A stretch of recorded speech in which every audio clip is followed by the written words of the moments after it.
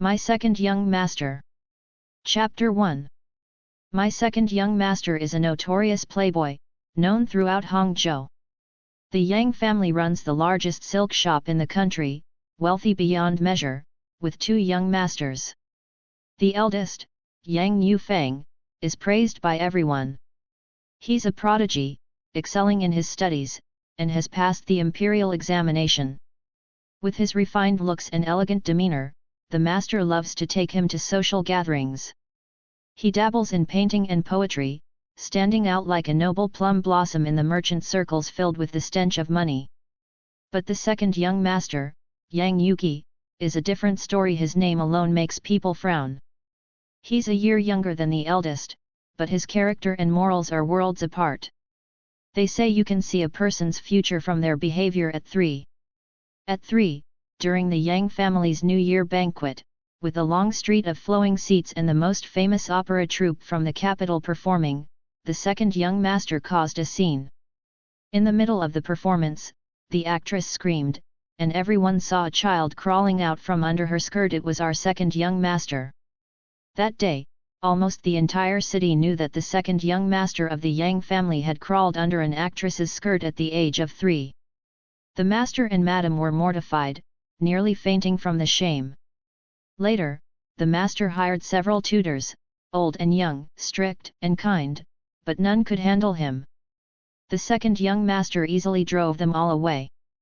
Fortunately, the eldest was promising, so the master and madam gradually stopped caring about the second young master. They gave him a monthly allowance, letting him do as he pleased, while they focused on educating the eldest. Chapter 2. Oh, I haven't introduced myself yet. Since I call Yang Yuki our second young master, it's clear I'm a servant of the Yang family. Yes, I'm the second young master's maid. Sold to the Yang family at 8, I started in the kitchen and was later transferred to the second young master's courtyard. The madam personally assigned me not because of my beauty, but quite the opposite. I was chosen for my unattractive appearance. I don't think I'm that ugly, just short, round-faced, small-eyed, and thick-armed. Other than that, I'm a decent girl. But upon entering the second young master's courtyard, I realized I was wrong. In his courtyard, I wasn't even considered human, more like a wild monkey from the mountains. I later learned I was assigned there because the second young master had slept with every woman in his courtyard. The maids were all scheming, and no one did their work properly. On my first day, I greeted the second young master, who was drinking tea. His expression turned fierce upon seeing me, and he waved me away to work. I thought, was that necessary? That was my first encounter with the second young master. I understood why the maids flocked to him. He was indeed handsome.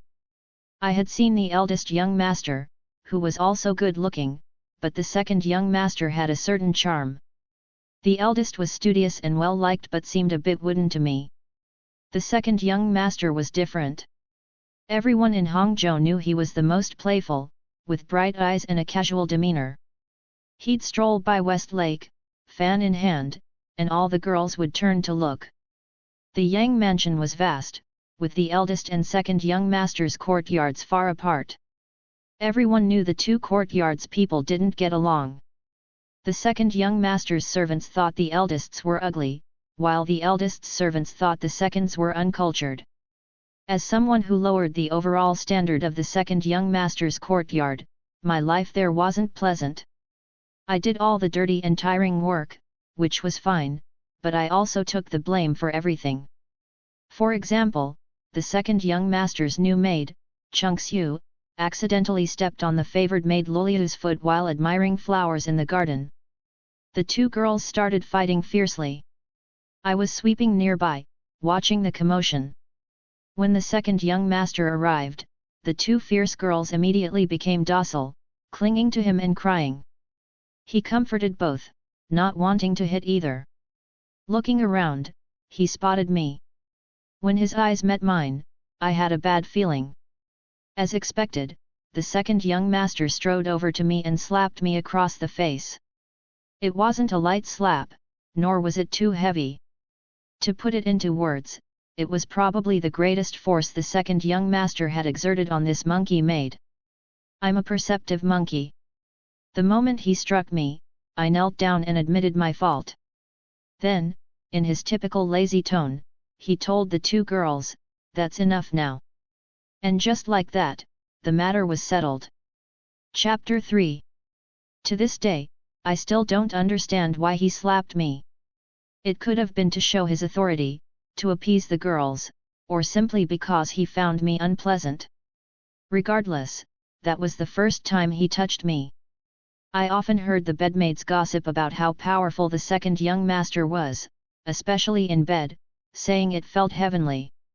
That night, after being slapped, I couldn't help but think that the slap did indeed feel heavenly.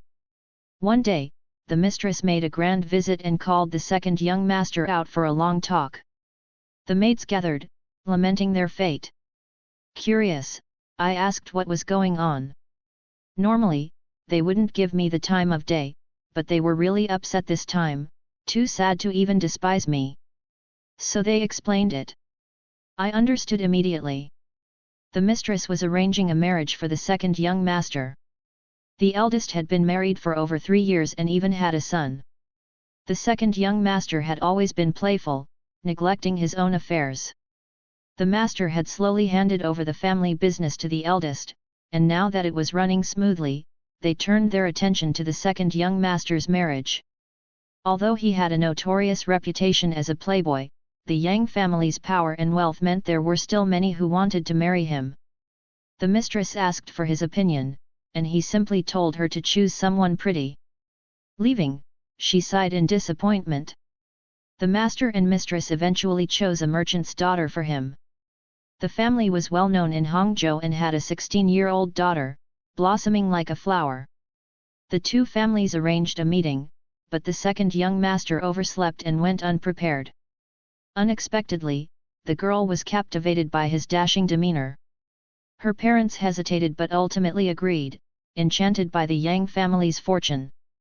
Then, the mistress began clearing out the maids in the second young master's courtyard. For half a month, the courtyard echoed with cries and wails, making it impossible for me to sleep well. My face grew even thinner, making me look more like a monkey. Thanks to my monkey face, the mistress didn't even glance at me during the clearance, leaving me alone in the courtyard. Apart from me, there was an old servant in his 50s. Besides us, there wasn't a single female mouse left. All the pages, guards, and stewards were men. Chapter 4. The second young master wasn't pleased. You see, our second young master has a big temper. With women around, he could be appeased, but without them, he was like an untamed wild dog, no, a wild horse. The old servant, Feng Poer, was hard of hearing, so I bore the brunt of the second young master's torment. I had been in the second young master's courtyard for over 2 years, yet in those 2 months, I had more interactions with him than ever before. Even when he played with his birds and got bored, he would kick me a few times. Did I dare resist? Of course not. So, I spent my days relieving his frustration, counting down the days to the new year. Why look forward to the new year? Because the second young master's wedding was scheduled for the year's end. Once the lady of the house arrived, he wouldn't have time to kick me around. As I counted down the days, the second young master got into trouble. Strictly speaking, it wasn't just the second young master, but the entire Yang family. The master had to travel to Jiangsu for business. The second young master, bored at home, was caught visiting a brothel and brought back. Enraged, the master dragged him along on the trip. This trip turned disastrous. I couldn't know all the details as a mere maid, but that day, I was doing laundry when I heard commotion outside. A group of soldiers stormed in, ransacking the place, breaking many of the second young master's treasures. That night, after the soldiers left, I heard the women in the residence crying together. Their cries were sorrowful beyond measure, lasting all night. I didn't know what had happened, I only knew that from that day on, the Yang family was no more. Chapter 5. The mansion was sealed, and we, the servants, were sent to a small estate on the outskirts of town. The mistress gathered the servants, gave us some money, and told us all to leave. It was my first time seeing the mistress dressed in the modest clothes of commoners. Yet, she was still beautiful. As we received our money, I inexplicably asked, "Mistress, what about the second young master?" Her eyes reddened at my words, and she covered her mouth, crying. I stayed behind, unsure why I hadn't left. Perhaps it was because of the mistress's tears when I asked about the second young master. Eventually, everyone left, not just the servants but also the family members who returned to their hometowns to seek refuge with relatives. The mistress took the young ladies and left, telling me to take care of the estate. She mentioned that the second young master might return someday. But the eldest young master didn't leave. He said the Yang family left by their father couldn't just collapse. He told the mistress to return to her family for now and promised to bring her back later. Personally, I thought those words were meant to comfort her. Only 3 servants remained in the estate, myself, an older servant named Feng Poer, and another servant from the eldest young master's courtyard. Even the eldest's wife had left. The other servant, Yuan Sheng, once asked me why I stayed. I didn't answer and instead asked him why he stayed. He said the eldest had been kind to him, and he couldn't be ungrateful. Then, he asked if I stayed because the second young master had been kind to me. I laughed at that. Kindness? The second young master not being hostile to me was already a blessing. But I didn't say that. Explaining would have been a hassle. So I simply said the second young master had been incredibly kind, and I couldn't be ungrateful. Yuan Sheng believed me and pulled me aside, whispering, "You're a loyal servant. The second young master is lucky to have you." I was taken aback, thinking this wasn't something to say lightly. What's going on? Yuan Sheng's face looked troubled as he said, "The trading caravan wasn't just delayed, they encountered old enemies." I asked, "What enemies?" "Who knows?" Yuan Sheng said. "In business, one has many enemies. Seeing the Yang family in trouble, they ambushed our people on the way back. The master didn't even get a trial, he just..." "Don't just sigh," I said. "What about our second young master?" Yuan Sheng said, "He escaped, but..." I wanted to slap him. "Tell me what happened." Yuan Sheng said, "I heard his legs were badly injured." Chapter 6. I was dazed for the entire day. Yuan Sheng said the second young master's legs were severely injured and he couldn't move. He was recovering and making his way back to Hangzhou. I wondered just how bad the injuries were. Fractured? Crippled? I didn't think deeply about it then. I just thought that if his legs were injured and he was bedridden, with his temper, I'd endure countless kicks. So I fervently hoped the second young master would recover quickly. In hindsight, I was too naive. The day he returned, I opened the door. To be honest, I didn't recognize him at all.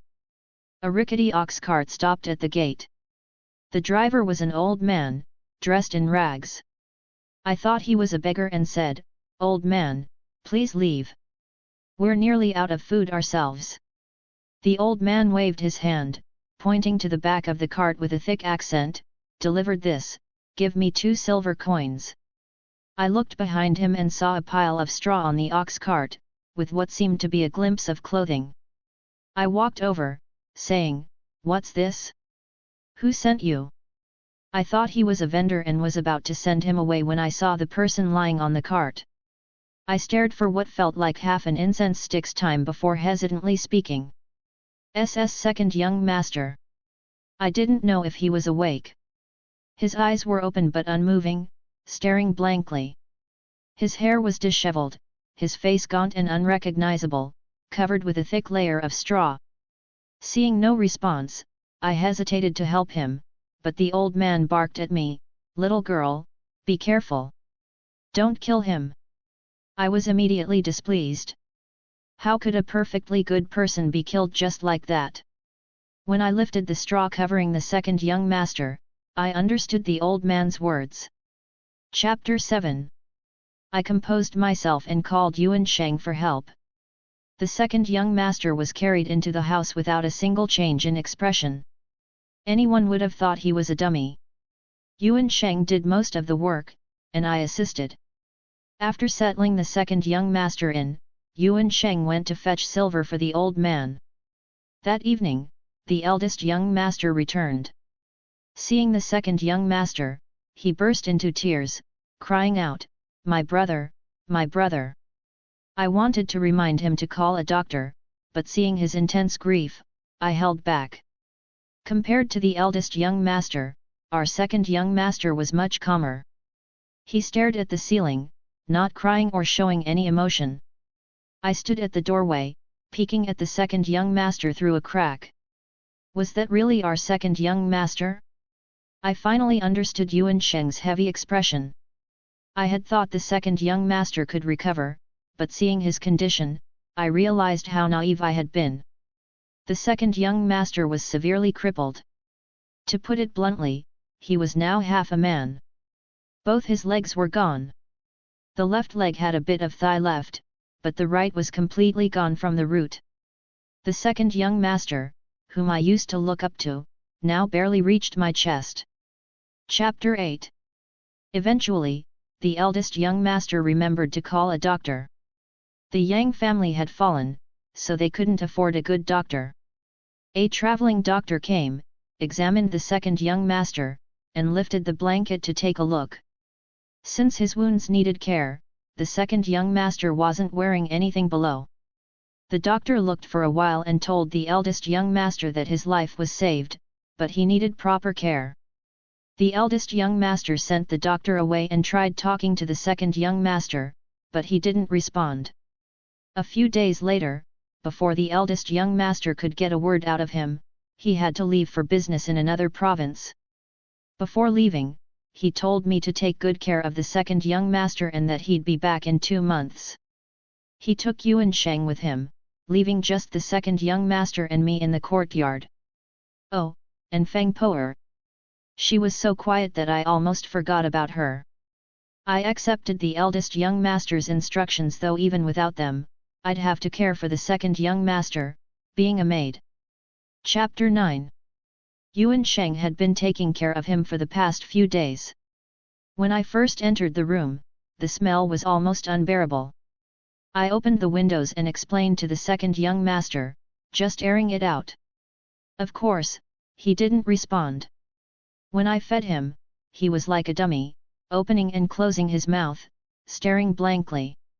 That night, I brought in his medicine and said, "Second young master, I need to change your bandages." He finally reacted. His eyes moved, looking at me. I walked over to lift his blanket, but before I could, he growled. "Get out!" I had expected this. As a loyal servant, I couldn't leave. I bowed my head and said, "Second young master, your wounds need tending. It might hurt a bit, please bear with it." Then I lifted the blanket and was hit by the stench of rotting flesh. Yuan Sheng clearly didn't know how to care for someone. I took the medicine and tried to apply it as gently as possible to the second young master's wounds. As soon as the powder touched his skin, his leg twitched. Then, with a powerful shove, I was thrown aside. I fell, and the medicine spilled. The second young master's arm was quite long. I looked up to see him, hair disheveled, eyes wild like a beast, glaring at me. "I told you to get out. Did I leave?" Of course not. I knew the second young master's temper well, having been his punching bag for years. I wanted to tell him that this shove didn't hurt at all compared to the kicks he used to give me. Then it hit me, maybe I wasn't afraid of him anymore because he couldn't kick me anymore. As I pondered this, I prepared the medicine again and approached his bed. Learning from experience, I stood at the foot of the bed to apply the medicine. Even if he extended his arm, he couldn't reach me while lying down. I felt quite clever. Meanwhile, the second young master was trembling with rage. He placed his hands at his sides, seemingly trying to sit up and deal with me. But I wasn't afraid. He was too weak now, and his wounds hadn't healed. The red and black gashes looked excruciating. If he tried to sit up, the pain would be unbearable. So, I calmly applied the medicine. Chapter 10. To be honest, I felt a bit embarrassed while doing it. After all, the second young master wasn't wearing anything. Though I was often called a monkey, I was still an unmarried girl. Seeing him naked made me a bit nervous. The second young master's body was impressive. But his legs were even more so. I focused on applying the medicine. Each time I touched a spot, he'd twitch. Eventually, his whole body started shaking, and he groaned incoherently. I dared to glance at his face. He was pale, veins bulging, and drenched in cold sweat. I guessed he was in too much pain to even curse at me. After finishing, I went to the kitchen to prepare a meal and brought it to his room. He still lay there like a dead fish, eyes open. I scooped some porridge and brought it to his lips. He slapped it away. Luckily, I protected the bowl, so the porridge didn't spill. Second young master, please eat something. Get out.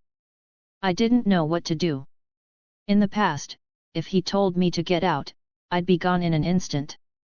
But now, if I left, what would happen to him? I had no good solution. Forcing him to take medicine was one thing, but food? Wait, force? Yes, force. I set the porridge aside, waiting for it to cool. That way, it wouldn't burn him when I forced it down. After a while, I tested it and found it just right. I brought the bowl back. The second young master had probably never experienced being looked down upon by a monkey. His eyes were fierce. I said, "Second young master, forgive me." And then I really did it. From that day on, I found a way to apply medicine and feed him. A small victory. Chapter 11.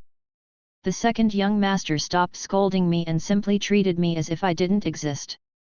He stayed in one position daily, staring at the ceiling, eating, drinking, and relieving himself all in bed. Speaking of which, the first two tasks were my burden, while the latter two were the second young master's. Since he couldn't get out of bed, I had to attend to him regularly. Urinating wasn't too problematic. As a dead fish, the second young master just needed the chamber pot placed under him. But relieving himself was a nightmare. I had to prop him up, placing the potty below. Propping up mainly involved lifting his hips because his right leg was severed at the root, meaning any movement tugged at his wounds. Relieving himself required effort, which caused pain on both sides. Every time he relieved himself, the room was filled with groans, shivers, cold sweat, tears, and a miserable atmosphere. And so, time dragged on. A month later, his wounds gradually healed. Chapter 12. The eldest young master and Yuan Sheng hadn't returned, but the household could barely manage. One day, I sat in the courtyard, realizing that without some income, the second young master would soon run out of kanji. So, I decided to sell some things. What to sell? I thought hard and decided to sell some handicrafts. Despite being called a monkey, I had nimble fingers. After tending to the second young master during the day, I would go to the outskirts to gather flowers and grasses, then return to weave them into floral hats, necklaces, and bracelets. This was the perfect time for spring outings. Every day, young masters and ladies headed out, and I set up my stall at the city gates. It sold surprisingly well. Though it was tiring. The flowers and grasses had to be fresh and beautiful, or they wouldn't sell. So, I had to gather them daily. Still, earning money was good. I couldn't let the second young master starve. One day, as I fed him, he suddenly said, "Open the window." I quickly opened it. Spring had arrived. The breeze was gentle, birds chirping, and the world was full of life. I gazed outside, lost in thought. "Close it," he said softly. I swear I didn't hear him the first time. He might have thought I was defying him and roared, "I told you to close it." Startled, I looked at him. He had turned his head, half his face buried in the bedding, obscured. For a moment, just a fleeting moment, I felt sorry for the second young master. Summoning unknown courage, I said, "Second young master, let me take you out for a walk." He didn't respond. I approached, placing my hand on his shoulder. He shrugged me off. "Don't touch me." In a moment of madness, I ignored his words and tried to sit him up. His wounds had mostly healed, though he hadn't moved much. The sudden motion made him dizzy.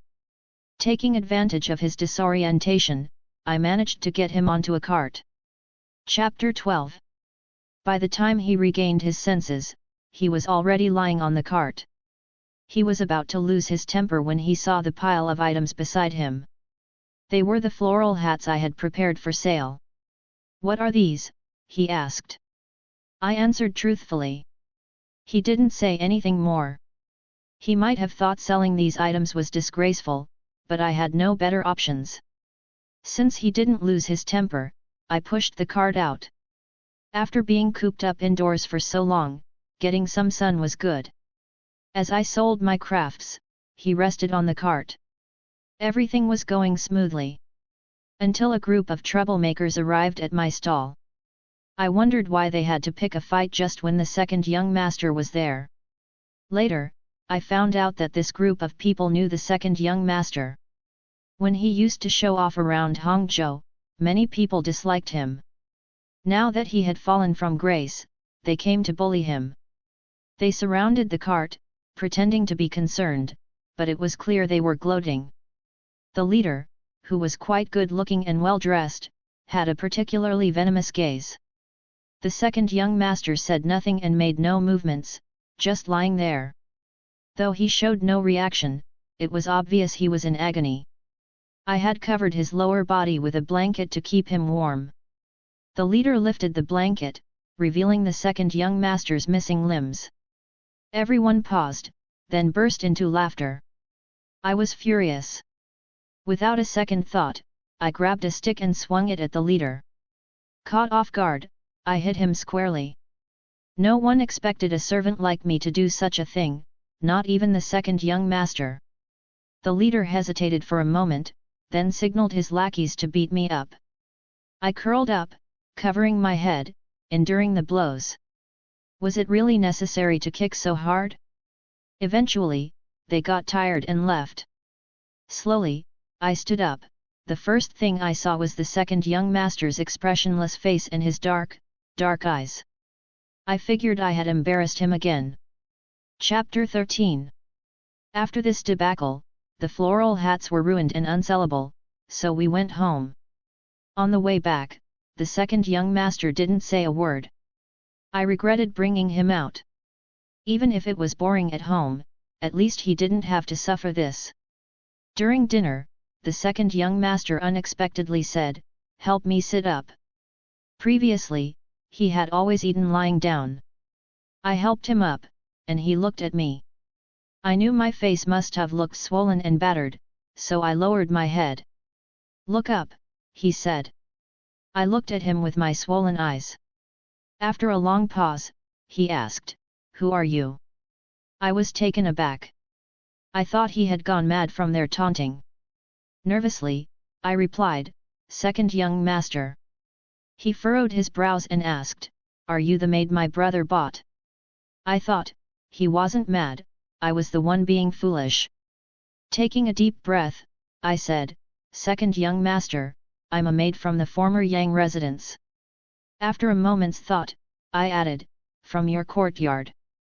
Without hesitation, he said, "Impossible." I knew what he was thinking, that there's no way a maid like me could have come from his courtyard. Taking another deep breath, I explained how I had ended up in his courtyard. The second young master listened quietly, and after a pause, he asked, "Why didn't you leave?" I was stunned. Indeed, why didn't I leave? Before I could answer, he said, "Never mind, give me the food." Automatically, I handed him the bowl. He leaned against the wall, eating on his own. I stood there, dumbfounded. Despite his unstable posture, he managed to prop himself up with his hand. I didn't have to assist him throughout the meal. Chapter 14. After finishing, I was about to wash the dishes, but he stopped me. "Sit down." I sat. "What's your name?" "Monkey." He looked at me, his expression complex. "What's your name?" I said, "This servant is called Monkey." The second young master looked like he was choking on his food, then said, "Monkey, how much money do we have left?" "2 taels of silver," I replied. I thought the amount might be hard for him to accept. I was about to reassure him that the eldest young master was out doing business when the second young master suddenly said, "That's enough." He didn't say more and asked how much the hats sold for each day. 5 jian, I answered. His brows furrowed instantly. "How much?" I repeated myself. He said, "Tomorrow, make the hats but don't sell them." I didn't know what he planned but nodded anyway. After that, he instructed me to bring in the straw mat from outside. Chapter 15. I brought it in, and he had me lay it on the floor. After I did, he told me to leave. I went to the kitchen to wash the dishes, feeling that the second young master was acting strangely tonight. After washing the dishes, I heard noises from his room. Since he hadn't called for me, I couldn't go in. I sat by the door, listening to the occasional thud from inside. I couldn't hold back and peeked through the window. What I saw scared me. The second young master had fallen from the bed and was lying on the floor, seemingly trying to turn over. I rushed in, not caring about anything else. When I entered, he looked startled, glaring at me from the floor. "Who told you to come in?" "I came to serve you, second young master." "Get out." I hesitated, and he turned his face away. "I told you to get out." Still as temperamental as ever, I left and listened to the chaotic sounds from outside. Late into the night, I finally heard him call. "Monkey, come in." I opened the door. He was lying on the straw mat, drenched in sweat, looking utterly exhausted. Weakly, he said, "Help me up." I lifted him back onto the bed, and he was still panting heavily. I vaguely understood what he was trying to do. Hesitating, I softly said, "Second young master, if you want to exercise, let me help you.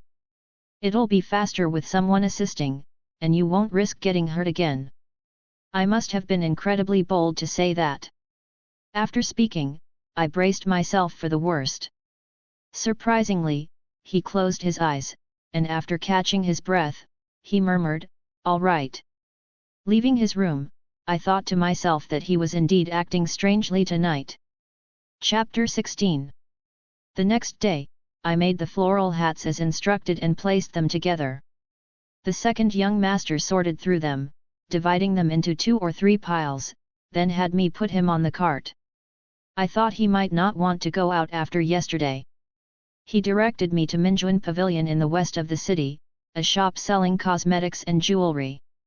At the entrance, he told me to call for the shopkeeper. The shopkeeper came out, looking displeased upon seeing the second young master on the cart, but greeted him nonetheless. The second young master told me to sit aside while he talked to the shopkeeper. I sat by a tree root, unable to hear their conversation. The shopkeeper examined the floral hats for a long time. After nearly half an hour, I saw the shopkeeper instructing his assistant to take the hats into the shop, then he went inside too. Only then did the second young master call me over. "Let's go home." I didn't dare ask questions and pushed the cart back home. When we got home, the second young master tossed me a bag. I caught it and found several pieces of silver inside. I looked at him in surprise, and he said, "You earned it. This. He instructed, "From now on, bring the earnings every 3 days until the blooming season ends." Use white peach blossom branches and add some mimosa flowers. Avoid willow branches. I quickly nodded, yes, yes. Chapter 17. A master is a master. With more earnings and less work, I had more free time. Now, besides eating, drinking, and relieving himself, the second young master focused on physical training. Worried he might hurt himself again, I made more straw mats and laid them on the floor. Since his wounds had healed, he started wearing pants again. To make it easier, I cut the pants and sewed them together, just enough for him to wear. His body was much weaker now, even sitting was difficult. Every day, I supported his back while he practiced sitting, often for the entire morning. Initially, he kept leaning to the right, but with practice, he gradually stabilized. Now, he could not only sit but also use his hands to move forward a bit. I asked if he wanted a craftsman to make a wheelchair. He thought for a moment, then shook his head, that thing is too inconvenient. Then, he rubbed his left thigh stump vigorously and glanced at me. I was shocked to see a hint of hesitation in his eyes.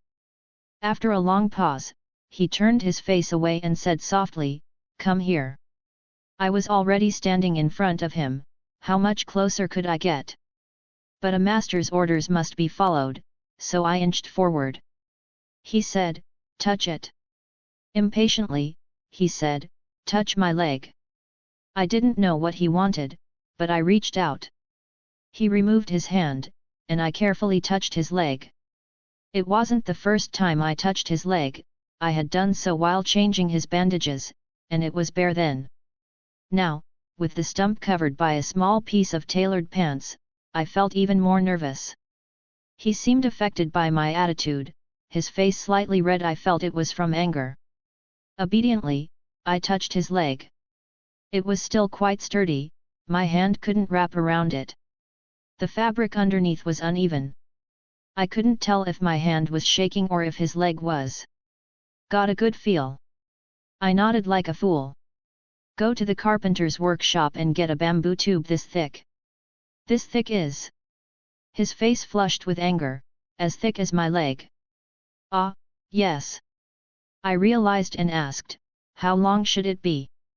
He didn't look pleased, gesturing, too long and it's cumbersome. 2 palm lengths will do. Also, get a pair of wooden crutches. Short ones too. Obviously. Chapter 18. I went to the carpenter. After hearing my request, he said to wait. I thought it would take a few days, but he looked at me disdainfully. This is simple, it'll be done in no time. I left with the finished products, thinking it really was quick. But I looked at the items in my hands, comparing the crutches to my waist. Then I looked at the bamboo tube, feeling a bit sad. Our second young master was now this short. When I brought them back, he stared at them for a long time. His expression was calm, and I stood by, not daring to make a sound. That was fast, he said. I quickly replied, the carpenter is very skilled. He gave me a silent look, and I lowered my head, obediently keeping quiet. I think the second young master was feeling heartache. He roughly put the bamboo tube on his leg. Don't ask me how I knew, I just did. I approached to help, seeing his hand trembling and head lowered, hiding his face. Second young master, take it easy, I said. He froze, and I finished the job. He got down on the ground, leaning on the crutches under his arms, the height just about reaching my chest. He pushed forward and immediately fell backward with a crash. I rushed to help, but he waved me away. I watched as he struggled to get back up and continued trying. I had no idea he could get up so easily now. After that, he practiced walking with crutches all day. In the beginning, he was covered in bruises from falling, but gradually, he got the hang of it and could even walk with one crutch. Of course, all that practice left his stump raw and bloody. Each time I applied medicine, he gritted his teeth in pain. One day, I couldn't help but suggest he practice less and take it slow. He shook his head, saying, "Every year around this time, tea merchants from the capital come to Hangzhou. Tea trade is frequent, and there are many opportunities for merchants. I must figure out my path by then." I didn't dare say that with his condition, how could he manage business trips? But eventually, he did figure it out. Chapter 19. When the capital merchants arrived in Hangzhou, they often discussed business in a tea house by West Lake. The second young master went there every day, ordering the cheapest tea and lingering long after infusing it with hot water. The visitors all recognized the former young master of the Yang family. Seeing his current state, they gossiped cruelly. He acted deaf, pressing his stump, humming a tune, and watching the scenery.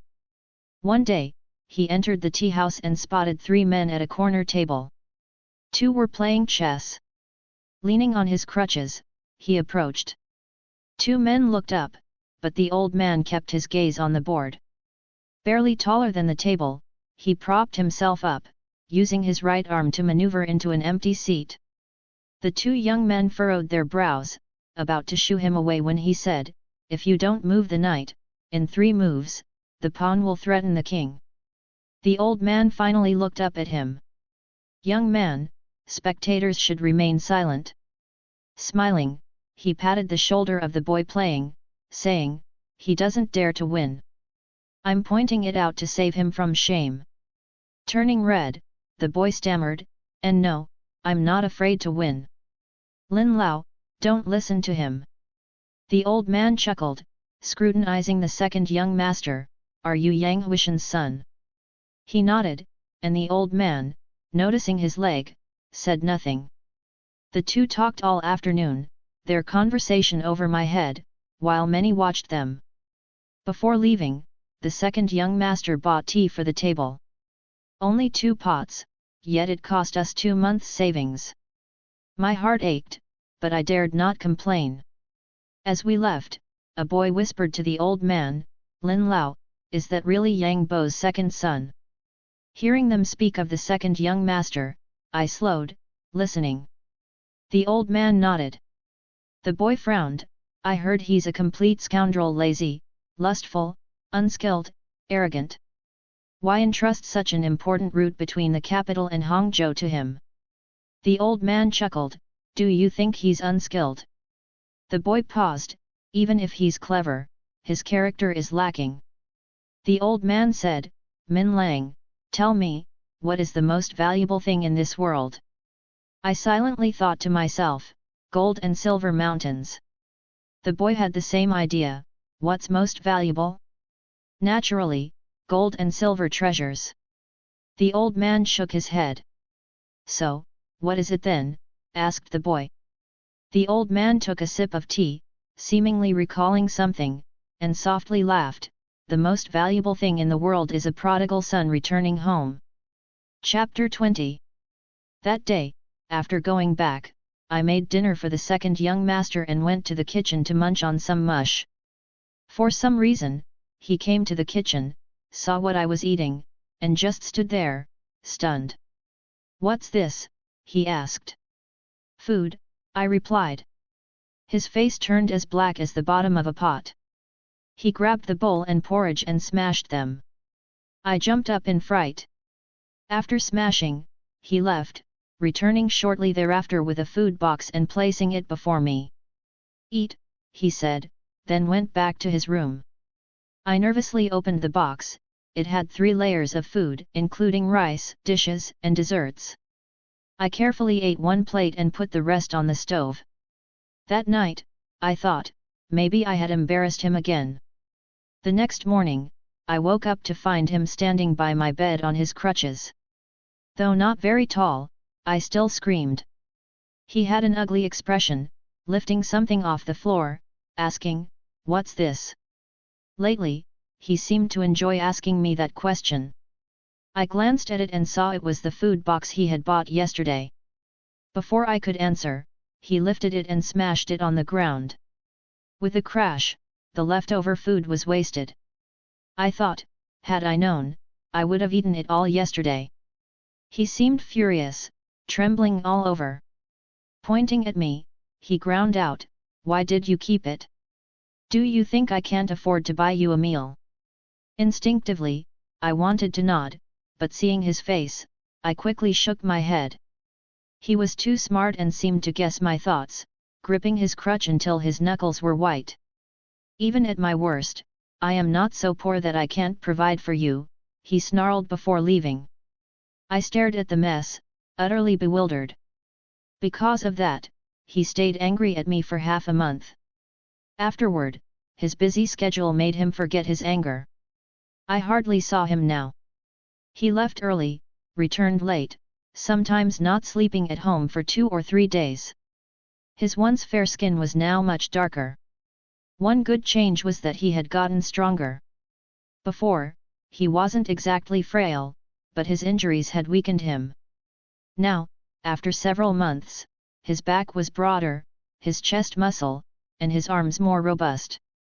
Chapter 21. One night, he came back late and asked me to eat with him. I offered to set the table, but he said no, and we ate in the kitchen. He sat on a small stool, eating heartily from a bowl. I was dumbstruck. He put down his bowl and casually said, "What are you staring at me for?" I quickly lowered my head, and he said, "Look up." His voice was deep but not angry. "You've been staring at me, why?" he asked. Without thinking, I replied, "You've changed." "Oh." He lounged lazily after eating. "How?" "Well, you're not the same as before." He paused, then pressed his leg lightly, murmuring, "Indeed, I'm different." Realizing he misunderstood, I waved my hands, "No, it's not because of that." He looked at me, saying nothing. I kept explaining, "What I meant by changed is, other things have changed." "What things?" he asked. After thinking for a while, I blurted out, "You've gotten darker." I immediately wanted to slap myself. He paused, then laughed, touching his face. "Yes, I have gotten darker." As he touched his face, he brushed off a piece of dead skin and added, "and rougher." I looked at his defined jawline and distinct features. He wore sturdy clothes made from coarse cloth, a belt around his waist. Slightly leaning forward, his broad, solid back stretched the fabric tight. In that moment, I felt like the young master who once wore loose silk robes and played with beauties on the West Lake pleasure boats was just a dream. While I was lost in thought, he asked, "Which version of me do you prefer?" His voice had changed too, deeper and steadier than before. Sometimes, I felt like I was serving the master instead. Without thinking, I replied, "I like the current you." He seemed to be holding his breath. After I spoke, his shoulders relaxed, and he patted my head. "Go rest." Dazed, I went back to my room to sleep. Chapter 22. After a while, he couldn't go out every day anymore. The rainy season had arrived. At first, I didn't notice anything, just that he stayed indoors more. One night, I went out to relieve myself and heard noises from his room amidst the pouring rain. I quietly approached and listened at the window. It was his voice, filled with pain, and I didn't know what to do. I put the umbrella aside and opened the window a crack to peek inside. In the dark room, he was curled up, clutching his leg, biting the bedding, and groaning. The rain continued outside, and cold wind blew in. He suddenly looked up. In the moonlight, his face was twisted in pain, looking like it was drenched in rain. Seeing me, he didn't react, his eyes unfocused. My mind went blank, and I ran outside. Without an umbrella or coat, I dashed to the pharmacy, banging on the door.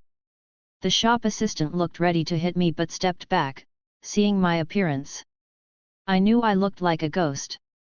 The old doctor, woken from his sleep, was grumpy.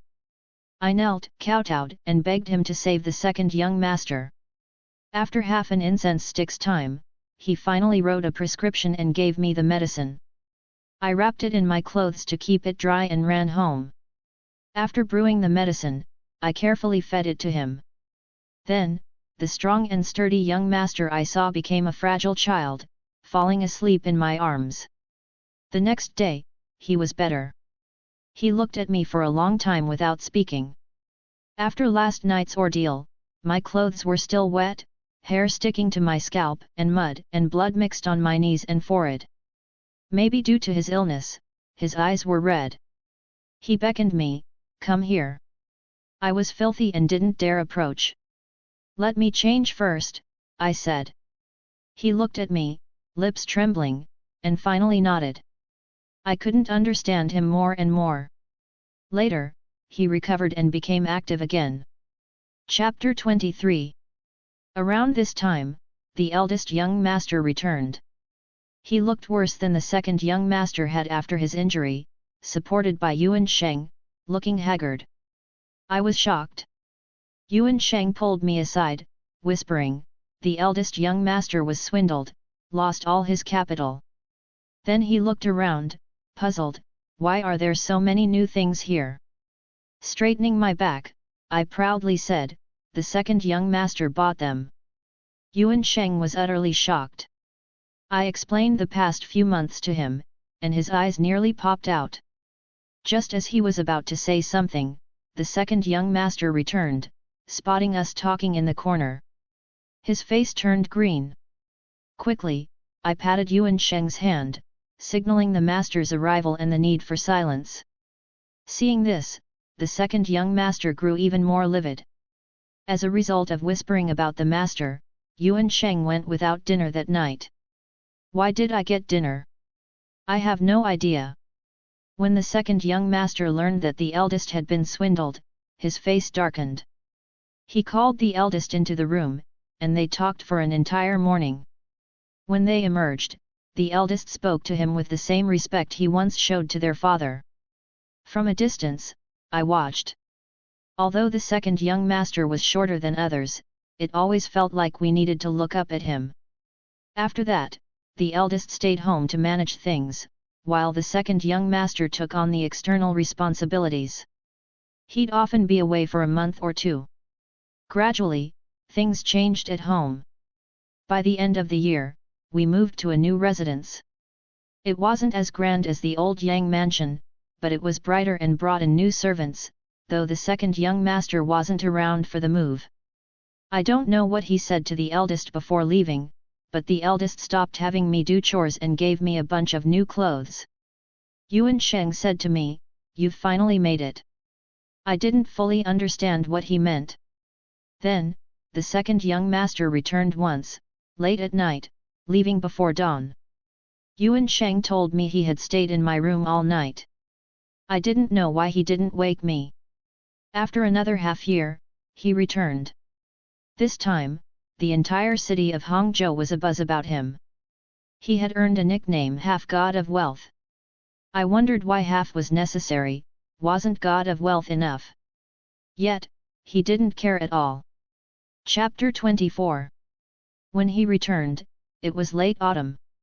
I was tidying the courtyard. Despite the steward forbidding me from working, I considered myself a diligent maid, needing to work to sleep soundly. After sweeping some leaves, I turned and saw him sitting on a stone bench.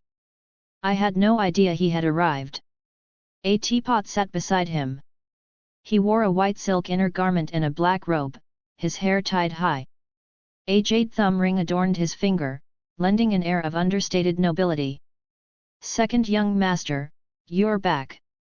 He gave a soft hum, still watching me. Looking around, I said, "Let me call the steward." He stopped me, saying, "Come here." I approached, and he glanced at the broom in my hand. "What's that?"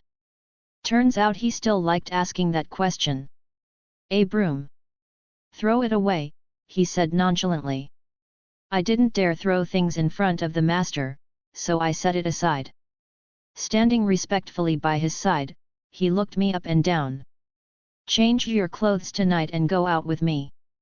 Said, "Yes." When I stood before the second young master that evening, he said stiffly, "I didn't tell you to change from one ragged outfit to another." Surprised, I hesitated to go back and change again, but he waved it off. No need. Let's go. Westlake was bustling, and I was awestruck by the beautiful pleasure boats. The second young master led me to the largest one. Before we even boarded, a few men greeted him, smiling so widely their eyes disappeared. Oh, it's the second young master. We've been eagerly waiting for you. They welcomed him onto the boat, and I followed. Chapter 25. It was my first time on a pleasure boat. Inside, it was spacious, bright, and lavishly decorated. Gold and jade filled the room, with 2 tables set and enchanting songstresses playing instruments. I noticed the maids and servants stood respectfully at the sides, all impeccably dressed. I finally understood why he had told me to change clothes. I had embarrassed him again. Even so, I had to fulfill my duties. I joined the line of maids and stood with my head bowed, waiting to be summoned. The other maids looked at me curiously. Clearly, I didn't belong here. I glanced at the second young master, feeling guilty, and saw him looking at me with an odd expression, as if asking why I was standing there. He raised his hand. Come here. I had no choice and moved to stand behind him. He wasn't done. He patted the spot beside him. I didn't understand. He sighed, and a perceptive man nearby smiled. Miss Ho, please have a seat. Miss Ho? I sat down, utterly confused. The evening felt surreal. Many people greeted me with respectful smiles, and several maids served me food. I wanted to tell them I was just like them, a maid, and they didn't need to serve me. But I dared not speak.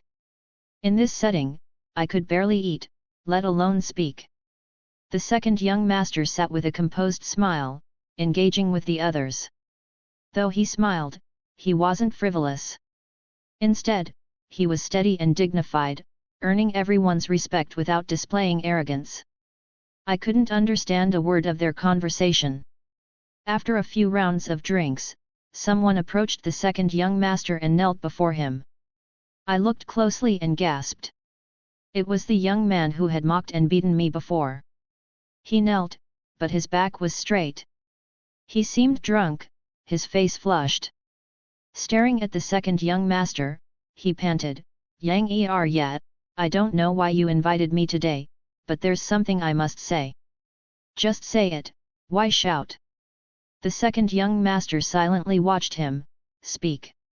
His nostrils flared with emotion as he loudly declared, I know my Wang family didn't help you when you were in trouble, and I even kicked you when you were down. Now you're successful, managing half of Jiangnan's trade routes. It's understandable if you don't help us. But Wang Ji was clearly drunk, and everyone on the boat watched him. Staring intensely at the second young master, he continued, but I don't regret it, I don't regret it. Back then, at Gui Hualu, after drinking, you cut my wife's long hair. She didn't leave the house or smile for half a year because of you. Do you remember? I stayed silent, sneaking a glance at the second young master. He showed no reaction. Wang Ji finished, so I don't regret it. Yang Yuki, my Wang family may be small, but we survived without your help. The second young master finally spoke. Then why kneel before me now? Everyone fell silent, including Wang Ji. If you don't need help, why kneel? Wang Ji bent down, sobbing, as everyone watched. The second young master pushed his chair back and stood. Without using his crutch, he placed one hand on the table and the other on Wang Ji's shoulder. Stand up. Wang Ji didn't move. The second young master applied more force. Young Master Wang, stand up. Wang Ji glanced at him and finally stood. As he stood, the second young master became the shortest person on the boat. Someone tried to help him to his seat, but he shook his head. Pouring himself a drink, he turned and addressed everyone. Ladies and gentlemen, some of you know me from before, others don't. Some have been kind to me, others have been at odds with me. This drink is for those who have been kind. He downed the drink, tossed the cup aside, and took a step back, saying, "And this bow is for those who have been at odds." Before anyone could react, he bent down and knocked his forehead against the deck with a thud. Having only half a leg made it no easy task. Everyone was stunned, including me. None dared to accept his bow. As his servant, I certainly couldn't, and those present who needed his favor wouldn't dare either, quickly rising to their feet. But nobody expected this, so no one spoke. He straightened, his expression unchanged. Pouring another drink, he addressed the group. "Yang Yuki does business relying on three things: courage, intellect, integrity." His voice was calm, gaze clear. "I made mistakes, and heaven has punished me. If you give me another chance, trust me once more, we will share fortunes and profits. Yang Yuki will not let you down." He had barely finished speaking when several people began to tear up. He turned to Wang Ji, thumb with the jade ring pointing at me, and said softly, "Do you remember her?" Wang Ji looked at me and nodded. The second young master said, "Bow 3 times, apologize, and we'll call it quits." Wang Ji knelt before me, knocking his head 3 times. I glanced at the second young master, panicking. He showed no reaction. I tried to speak, "No, no, it's okay." Wang Ji rose, and the second young master nodded at him. Chapter 26. On the way back, he called me into the sedan, saying, "I'm sorry you had to go through that." I was shocked, it was the first time anyone had bowed to me. I said it wasn't a big deal. He smiled and said, "Sit closer." I moved closer, too afraid to look up, head bowed. He said, "Why do you always look down? What are you looking at?" I blurted out, "The ring." Taking it off, he placed it in my hand. "You like it? It's yours." I didn't dare take it, shaking my head, "I'm just looking." He took my hand, placing the ring in it. The emerald green felt warm from his touch. Holding it, I said nothing more. This time, he stayed. He acquired a large residence, nearly as grand as the old Yang mansion. The madam and ladies returned too. The estate became lively again. Once the least favored, the second young master was now the head of the household, and everyone, except the madam, called him master. With the bustling estate, the steward brought in new maids. I easily recognized they were meant for the second young master's courtyard. That night, I sat in the yard for a long time, staring at the moon. I calculated my savings over the years. To my delight, I found that I had become quite wealthy. Or rather, an affluent monkey. In the following days, I converted my savings into silver notes, pawned the clothes and jewelry he had given me, except the jade ring, which was far too beautiful to part with. It remained wrapped in my bundle. I sought out the madam, explaining my reasons and offering her the money, hoping to buy my freedom. She said softly, "There are no more contracts." When everything went wrong, they were long destroyed. I paused, then said, "Then I'll take my leave. Please take care of yourself, madam." Silent, she sat in the pavilion, tears falling. It stopped me. I approached, holding her. "Don't cry, madam." Sobbing, she said, "My poor Chi." Second young master.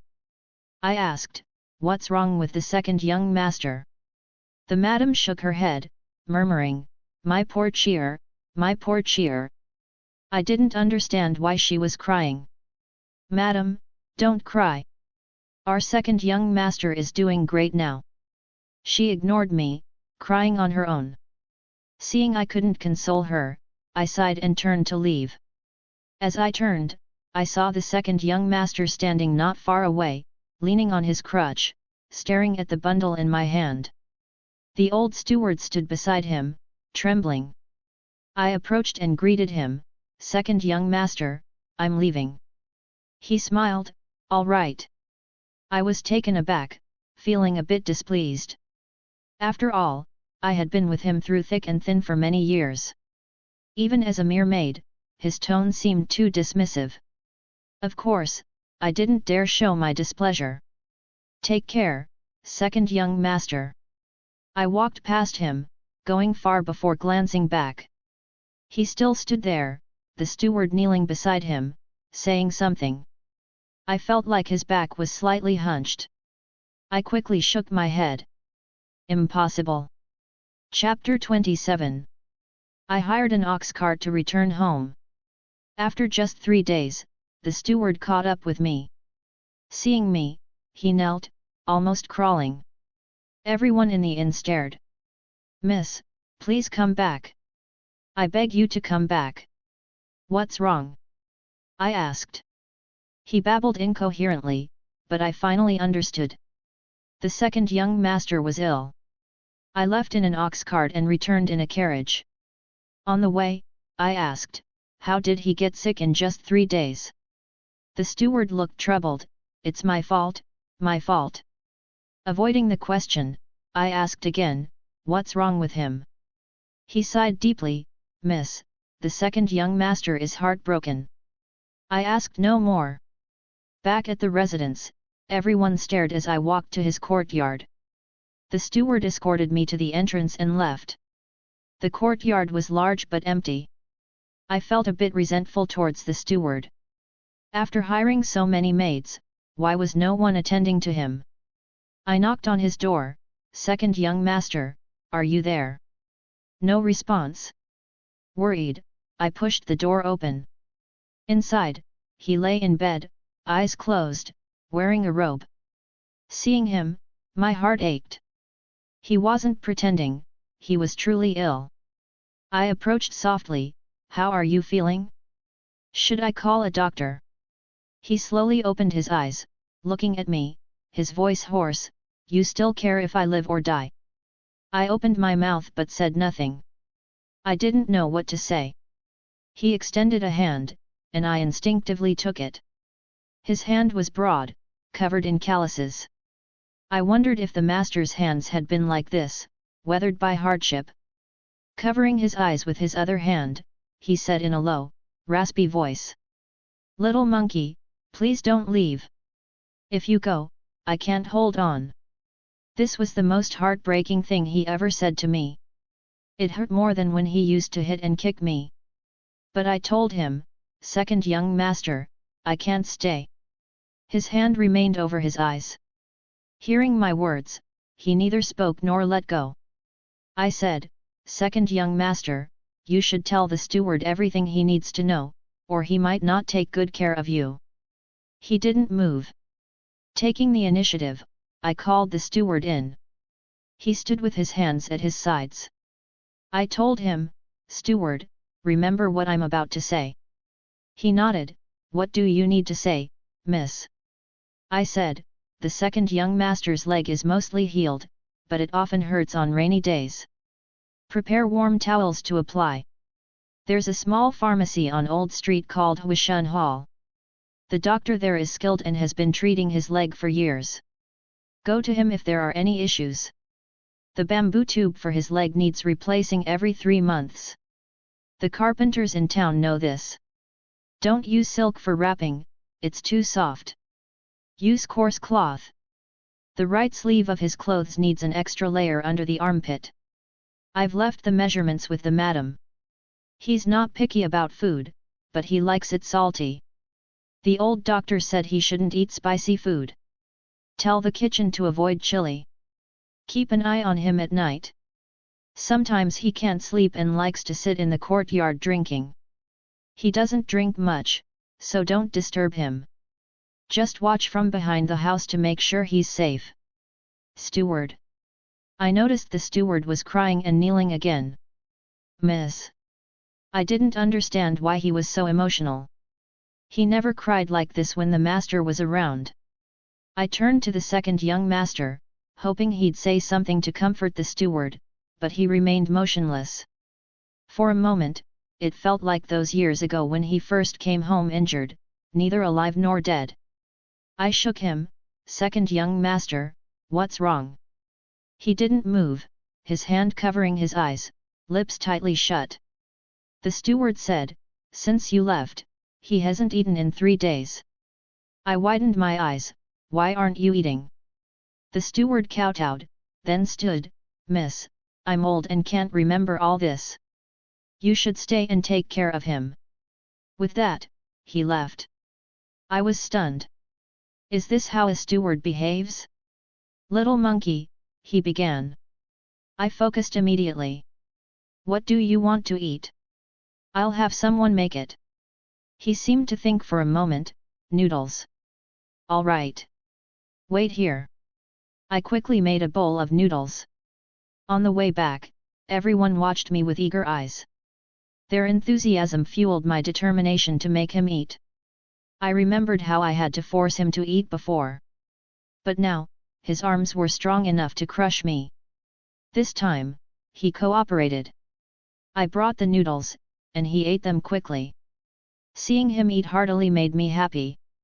He paused, looking at the bowl. "Do you remember when we used to eat noodles?" I nodded.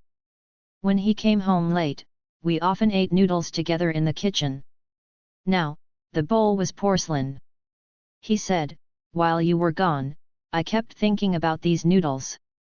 I said, "If you like noodles, just tell the steward." Starving himself made no sense. He gave a bitter smile. "Sometimes, I don't know if you're really naive or just pretending." I stayed silent. Chapter 28. Leaning back, he said softly, "A few years ago, I was in Jiangsu and got caught in a storm. The caravan was stuck in the mountains." I didn't know why he was telling me this but listened quietly. He patted his leg, looking at me. "I lost my bamboo tube and had to walk without it. We sheltered in a cave, freezing. To keep spirits up, we chatted. Someone asked, 'Why are you out here like this?' I said I needed to make money." He laughed. "True, who'd endure this otherwise?" I told him I needed money, but not for the sake of money. He asked what I meant. Recalling the past, he gently held his leg, his voice calm. I told him that after losing my legs, I looked back on my life and found it meaningless. I didn't want to live. But one day, I realized there was someone willing to risk everything for a useless person like me. But that person was foolish. I thought, if I died, what would become of her? Something treasured by a useless person remains useless. So I told myself I had to rise, to become someone important. I might only be half a man, but I had to lift her up. So I could endure any hardship. Out in the world, under the stars, eating in the wind, swallowing sand, as long as I thought of her enjoying life in Hangzhou, I felt at ease, and the road became bearable. At some point, his eyes reddened, so much that I couldn't bear to look. "Little monkey," he took my hand, bending down to my lowered face, "do you know my biggest regret in life?" I shook my head vigorously, not knowing anything. He trembled, "It's not remembering you." He lifted my hand to his chest, hot tears falling on my wrist, making my heart ache unbearably. "My biggest regret is not remembering you." He used my hand to hit his chest repeatedly. "You stayed in my courtyard for 2 years, yet I can't remember you. I can recall every rock and pond, but not you. The only person who never left me, and I can't remember her. Are you lying to me? Did you really stay in that courtyard?" Suddenly, I felt incredibly wronged and cried out, "I didn't lie. I stayed there. I stayed there." He hugged me tightly, whispering, "You didn't lie. I know you didn't lie. Now I'm facing my retribution. I had you but couldn't see you. Now I want to see you, and you're leaving. Little monkey, do you still want me to live?" I cried, his scent clean and warm. I cried until I fell asleep in his arms. Chapter 29. When I woke, he was still asleep, holding me.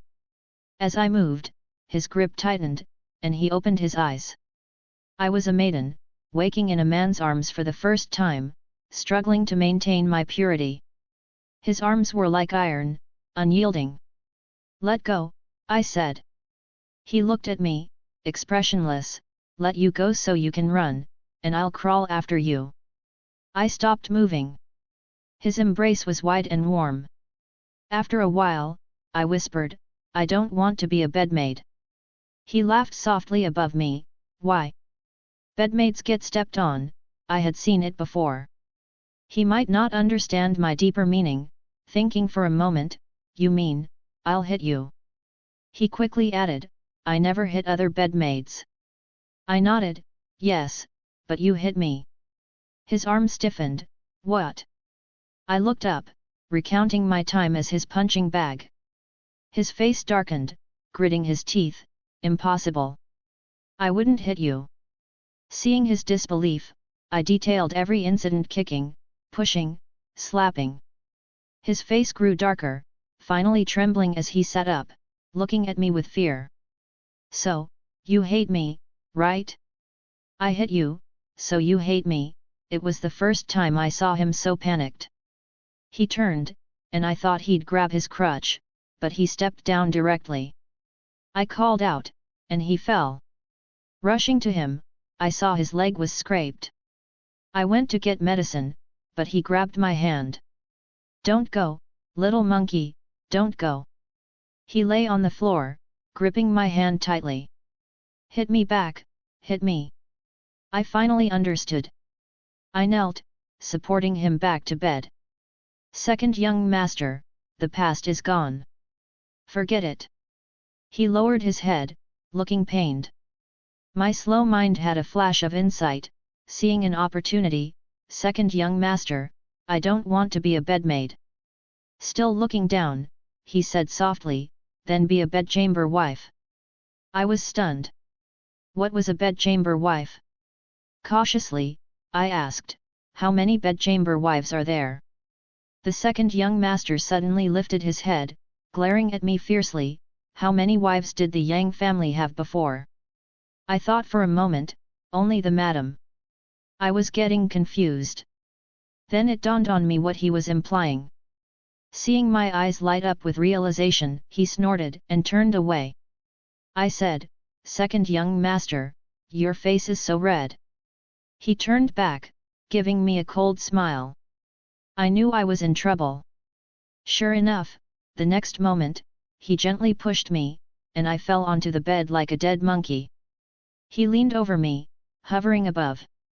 Trembling, I asked, "Second young master, what's that smell on you? Why did it smell so good?" Supporting himself, he looked at me. "Man's scent." I dared not speak further. Chapter 30. That day, I experienced firsthand what the bedmaids had described as heavenly. It truly was heavenly. Sadly, I was no longer a maiden. I looked at the peacefully sleeping second young master beside me. He kept asking when I first saw him, and I said I forgot. But I lied. How could I forget that day? He wore white, sitting in the hall, holding a teacup with his slender hands, saying, "Look up." I looked up, seeing him frown, then laugh. "You look like a monkey." The maids laughed, but I didn't mind. I kept looking at him, high above, like a deity in my heart. I once thought, someone like him, I'd never even touch a finger in my lifetime. When he was injured, I stayed to care for him, thinking that though it was hard, at least he had come down from his pedestal, and I could reach him. Who knew he was so strong, climbing out of hell himself? I thought he'd return to his old place, but he did, taking me with him. Later, he often asked me to recount old times. If I didn't, he'd be unhappy, and if I did, he'd feel sad.